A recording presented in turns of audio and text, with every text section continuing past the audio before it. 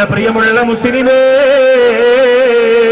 അല്ലാഹുവിന്റെ പള്ളിപ്പറമ്പിൽ നിന്ന് എഴുന്നേറ്റ് വരുമ്പോ വയറുകൾ പർവ്വതം പോലെ വളർന്നു വലുതായി വരുന്നവരാരാ?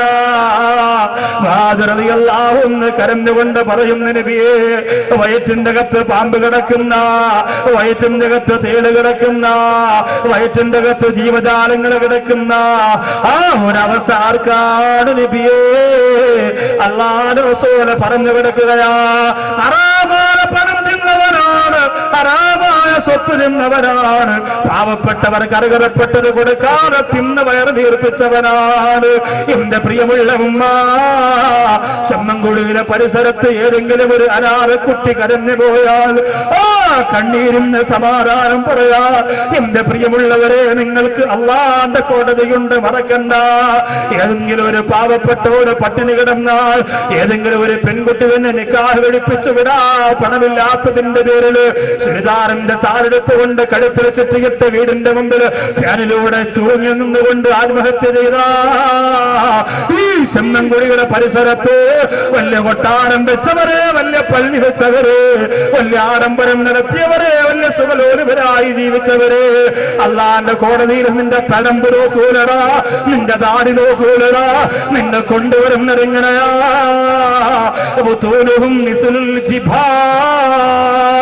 പർവ്വതം പോലെ വറന്ന പോലെ വയറുമായി കൊണ്ടുവരികയാ. എന്നിട്ട് അതിന്റെ അകത്തേക്ക് പാമ്പുകളെയും തേളുകളെയും കുത്തി നിറയ്ക്കുകയാ. സഹോദരിമാരെ, ഭർത്താവിനോട് പറഞ്ഞറിയപ്പെട്ട സ്വത്ത് കൊടുക്കാ പറയണേ, പാവപ്പെട്ടവർക്ക് കൊടുക്കാനുള്ള സ്വത്ത് കൊടുക്കാ പറയണേ, സക്കാത്ത് കൊടുക്കാ പറയണേ.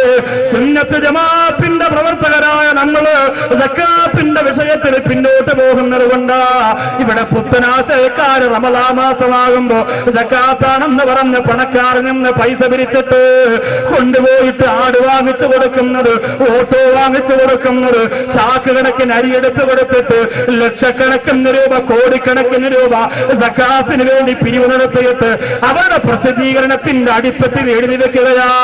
സക്കാത്ത് പിരിവ് ചിലവുക, ബാക്കിക്ക, നീക്കിയിരിപ്പുക എന്ന് എഴുതി വെക്കുക. അല്ലാഹുവിന്റെ സക്കാത്തിന്റെ അവകാശത്തിന്റെ സ്വത്തിന് എങ്ങനെയാണ് പ്രിയപ്പെട്ടവരെ കണക്ക് പറയുക? എന്റെ സഹോദരങ്ങളോട് പറയുക, റമളാൻ മാസമാകുമ്പോ 1000 രൂപയുടെ ചില്ലറ മാറിയിട്ട് വീട്ടിന്റെ സിറ്റ് ഔട്ടിൽ ഇരുന്ന് വരുന്നവർക്ക് നായ്ക്ക് ചോറിട്ട് കൊടുക്കുന്ന പോലെ വലിച്ചെറിഞ്ഞു കൊടുക്കുമ്പോ എന്തൊരു അഹങ്കാരമാണ് അതിന്റെ മുഖത്ത്! അല്ല തന്നത് മുഴുവനും വാരി വലിച്ചു തിന്നാനല്ലാതെ അതിന്റെ കണക്ക് നോക്കിയിട്ട് പാവപ്പെട്ടോന് കൊടുക്കാൻ നിനക്ക് കഴിയുന്നുണ്ടോ? നിനക്ക് എവിടെയെല്ലാ സ്വത്തുക്കളുണ്ട്? നിനക്ക് എത്ര ബാങ്ക് ബാലൻസ് ഉണ്ട്?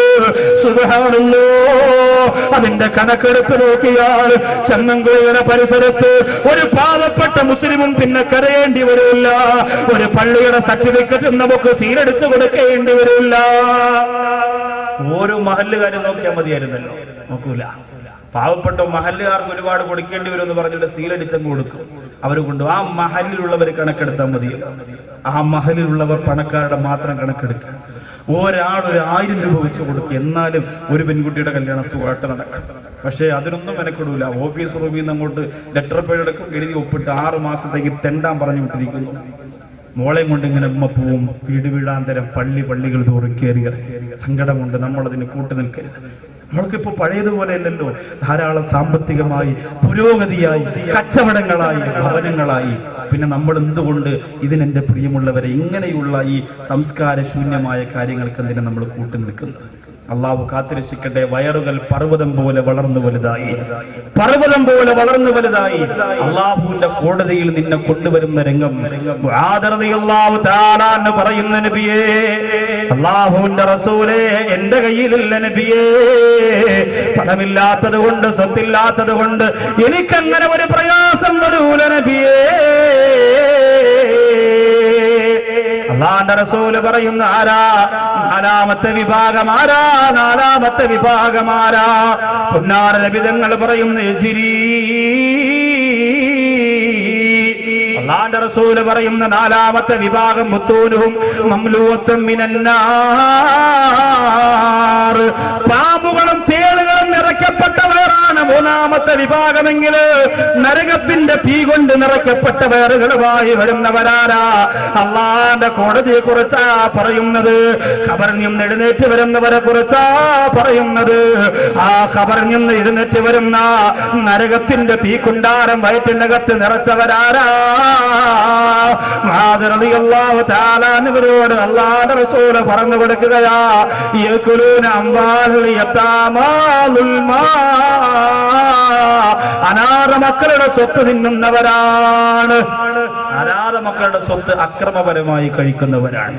അല്ലാഹു തആല കാത്തിരക്ഷിക്കുമാറാകട്ടെ. അനാഥ മക്കളുടെ സ്വത്ത് അക്രമപരമായി കഴിക്കുന്ന ഒരു വിഭാഗം, അവർക്ക് അല്ലാഹുവിന്റെ കോടതിയിൽ വയറ്റിനകത്ത് നരകത്തിന്റെ തീയാണ്.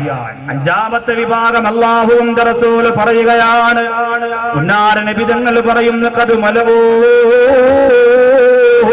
ജുദാമം വബർസാ,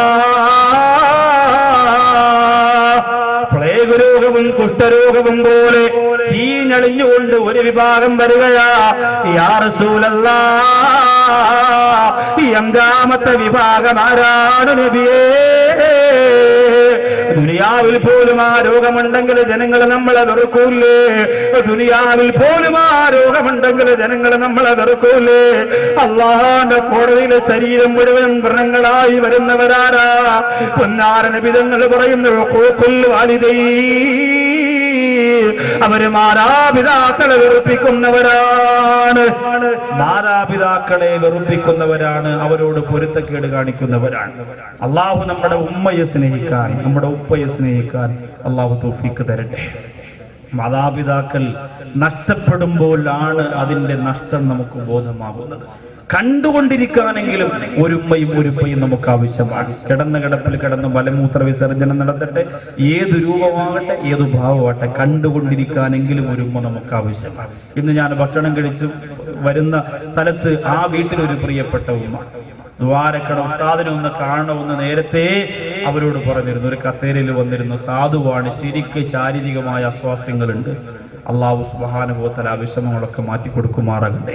ഉമ്മമാരെ കാണുമ്പോൾ, ഉപ്പുപ്പമാരെ കാണുമ്പോൾ മനസ്സ് നിറഞ്ഞു പോവുകയാണ്. കാരണം മക്കൾ നല്ലതുപോലെ നോക്കണം. ഗുരുവായൂർ ഭാഗത്തുള്ള കുറച്ച് സഹോദരങ്ങളുണ്ട്, എനിക്ക് വലിയ ഇഷ്ടമാണ്. അബ്ദുൽ ഗഫൂർ എന്നൊക്കെ അറിയപ്പെടുന്ന 3-4 പേരുണ്ട്. അവരുടെ ഉപ്പ വലിയൊരു രാഷ്ട്രീയ പ്രവർത്തകരൊക്കെ ആയി, വയസ്സായി അവസാനം വീട്ടിന്റെ അകത്ത് കിടന്നു മരണപ്പെടുന്ന സമയത്ത് ആ പ്രിയപ്പെട്ട മൂത്ത മകൻ പറയുന്നു, നമ്മുടെ ഉപ്പ മരണപ്പെട്ടപ്പോ നമുക്ക് വലിയ സങ്കടമായി. 3-4 വർഷം ഒരേ കിടപ്പായിരുന്നു. കിടപ്പിൽ കിടന്ന് മലമൂത്ര വിസർജനം നടത്തി, ശരീരമൊക്കെ പൊട്ടി. ആ രീതി വരാതെ കാത്തു സൂക്ഷിച്ച് നമ്മളെ കൊണ്ട് പറ്റുന്ന തരത്തിൽ ഒരു ഈച്ച പോലും വന്നിരിക്കാതെ ആ ഉപ്പയെ നമ്മൾ കാത്തു സൂക്ഷിച്ചത് കൊണ്ട് അൽഹംദുലില്ലാഹ് മനസ്സിന്റെ സന്തോഷമുണ്ട്. ഇനി നമുക്ക് നോക്കാൻ കഴിയുന്നില്ലല്ലോ എന്ന സങ്കടമാണ് മരണപ്പെട്ടു പോയപ്പോൾ. കാസർഗോഡ് ഞാൻ പ്രസവിക്കാൻ എടുത്തു പോയപ്പോൾ, കുട്ടികുളം എന്ന് പറഞ്ഞ സ്ഥലത്ത് പോയപ്പോൾ എന്റെ പ്രിയ സുഹൃത്ത് AB കലാം, ഉമ്മ ഹോസ്പിറ്റലിലാണ്, എങ്കിലും ഞാൻ വരികയാണെന്ന് പറഞ്ഞിട്ട് വന്നു. എന്നോട് വന്ന് ചോദിച്ചു, ഉമ്മാടെ ഔറത്ത് ഒരു സാഹചര്യത്തിൽ കാണേണ്ടി വന്നു പോയി, അള്ളാഹു പുറത്തു തരുമോ? എന്നിട്ട് കരയുകയാണ്, മാറി നിന്നുകൊണ്ട് നിലവിളിച്ച് കരയും. ആ സഹോദരൻ പറയുന്നു, പെൺമക്കളുണ്ടായിരുന്നു ഉസ്താദെ, മരുമക്കളുണ്ടായിരുന്നു ഉസ്താദെ, ആരും വന്നില്ല. എൻ്റെ ഉമ്മ ഒരു ഭാഗം ഉമ്മാക്ക് തളർന്നു പോയി, നടക്കാൻ കഴിയുന്നില്ല, എഴുന്നേക്കാൻ കഴിയുന്നില്ല.